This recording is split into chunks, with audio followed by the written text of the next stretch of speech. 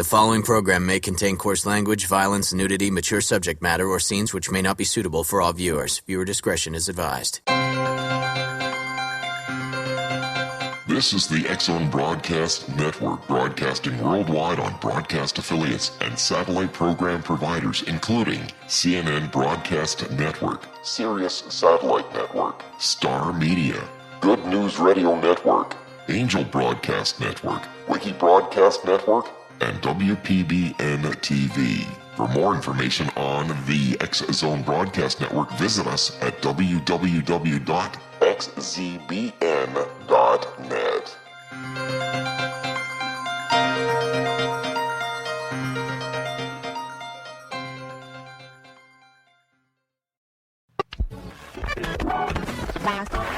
All Hit Radio.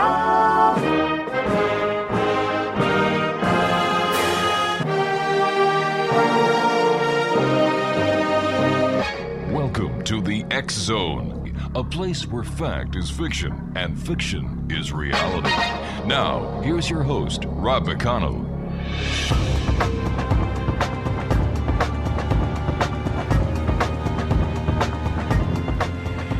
Welcome back, everyone. This is the X-Zone.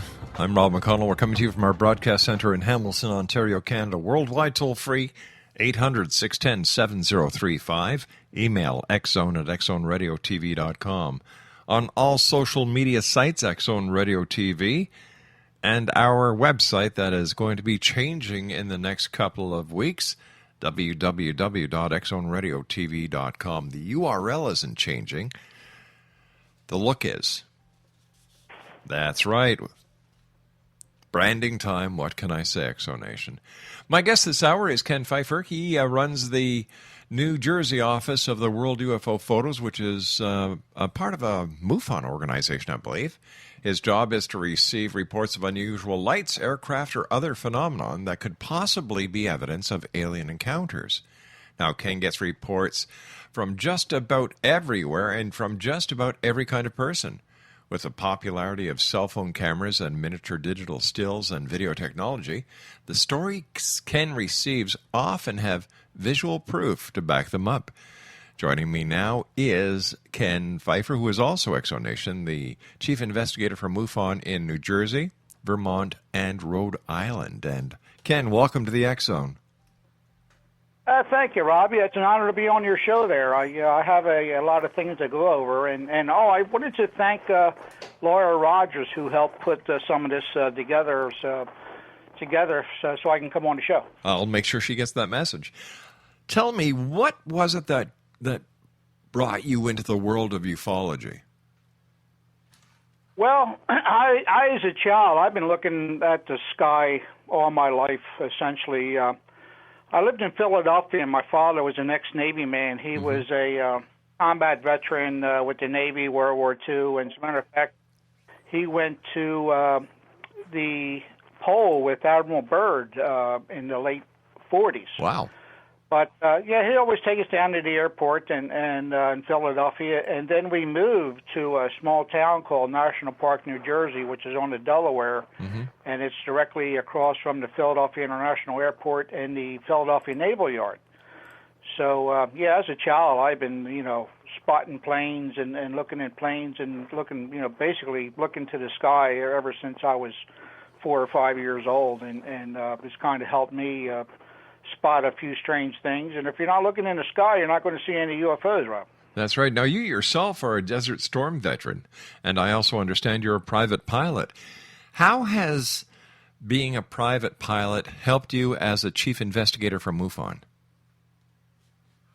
Well, I really haven't had any sightings while I'm flying or while I was flying, but I've been with MUFON since around 2004, 2005. I started working with George Fowler. I'm sure you know who George Fowler is. Of course, yes, definitely.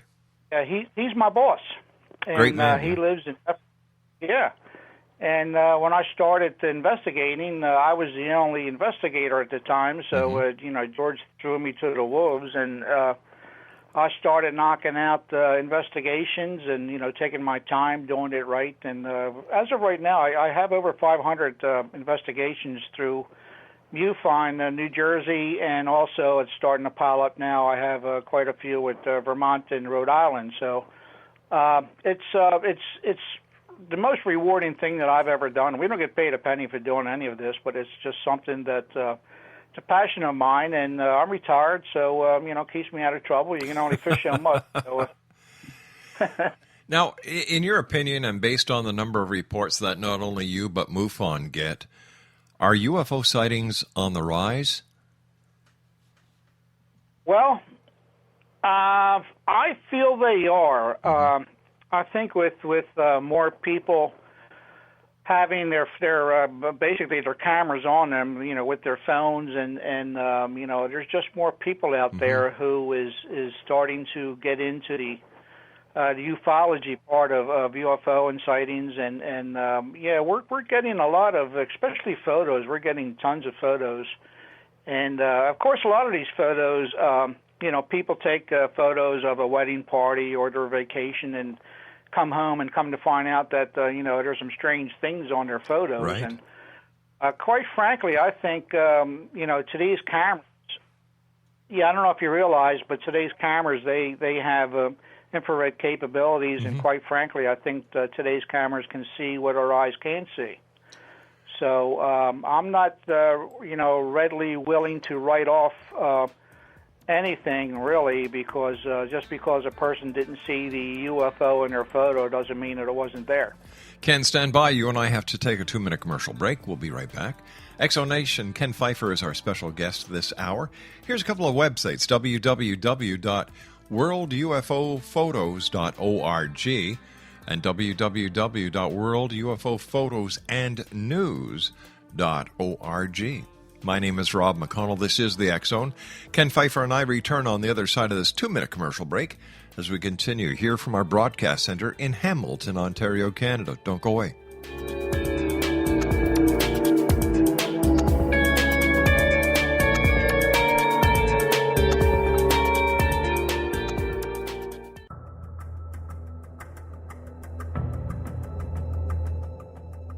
Modern Esoteric, Beyond Our Senses by Brad Olson, consummates the lifology story about where humanity originates. It is the lost continents, the primitive wisdom, the mythos of creation, and the rethinking of ancient history as we are taught in academia. There is much more to the story than what we have been told. As this is the first book in the Esoteric series, Modern Esoteric starts at the beginning of time and accelerates up to this modern age. Future Esoteric is book 2 in the series and takes a forward-looking position ahead of today with an open and honest examination of the ET issue and various unexplained phenomena. To discover the writings of author Brad Olson, visit www.bradolson.com. That's www.bradolson.com.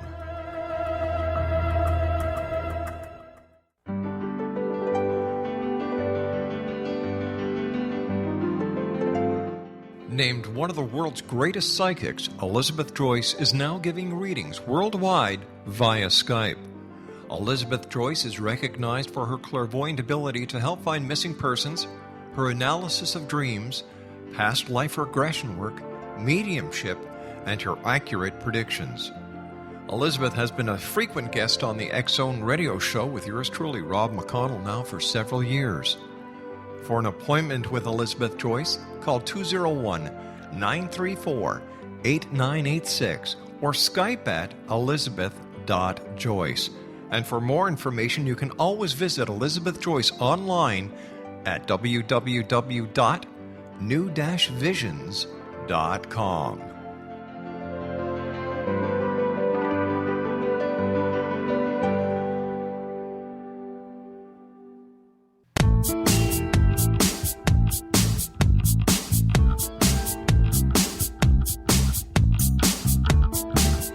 Exonation, Ken Pfeifer is our very special guest this hour. A couple of websites for you, www.worldufophotos.org and www.worldufophotosannews.org.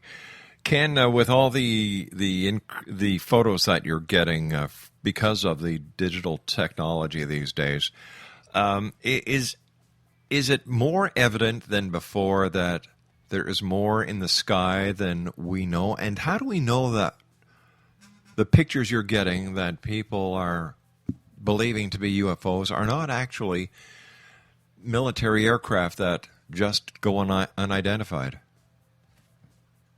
Well, that's true. I'm sure that some of these aircraft are possibly experimental aircraft with the military. But a lot of times, like I said, we get a lot of people from MUFON sending in their photos, and like I said, they're finding these images on their photos.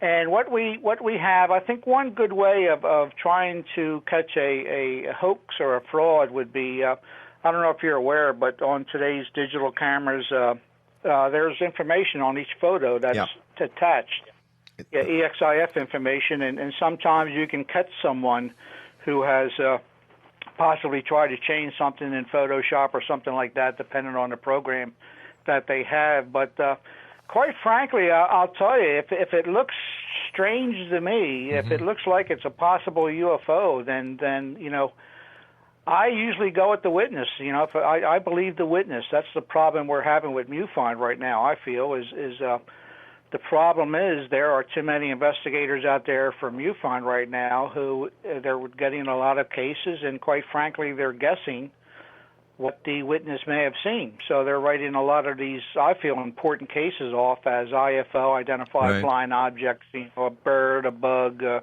ISS, you know, you name it, and they're guessing. That's what they do. And it's a shame that I think a lot of really good information, a lot of credible information is just going by the wayside because an investigator is writing it off as something identified. So what type of training would an investigator in MUFON get? Wouldn't it be the same training in MUFON in California? That would be the same investigative training in MUFON, New York, Rhode Island, Vermont? And if that's the case, if the training is the same, how come there are so many different hypotheses for what these photos are? Well, I think, all the training is the same from what I understand. Like I said, I've been with MUFON close to 10 years, and some of their training techniques have changed a little bit from what I understand over the years.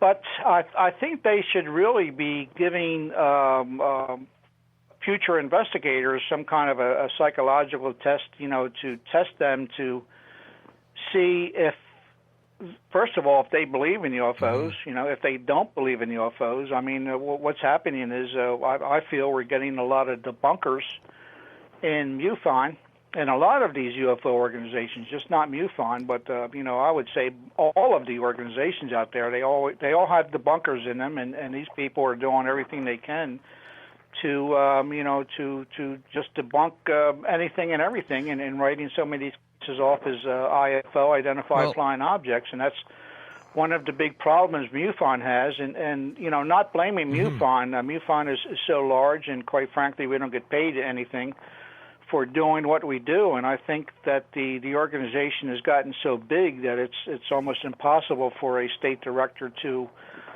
be able to monitor, you know, each case file and go over it with a fine-tooth comb and you know, pick out. But what happens sometimes if they tell an investigator, you know, a few times that, you know, it's I'm sure it wasn't an identified flying object, what they do is they quit. Really? So, well, it wasn't that long ago when one of your state directors, during the early hours of the disappearance of Flight 370, MH370, said that he put out a press release that it was an extraterrestrial craft, a UFO that abducted the entire aircraft along with its crew. Was that a MUFON person? Yes, it was. That's scary to me. I mean, that's kind of reaching pretty far without you know, any kind of real investigation. You know, how the hell do you investigate that? It's well, why would you say it in the first place? Yeah, that's so. I disagree 100%. You know, sometimes, like I'm saying, we're getting people that are purposely doing this and putting a black eye on MUFON. I think what it is. Tell me about the most important or impressive case that you've worked on as a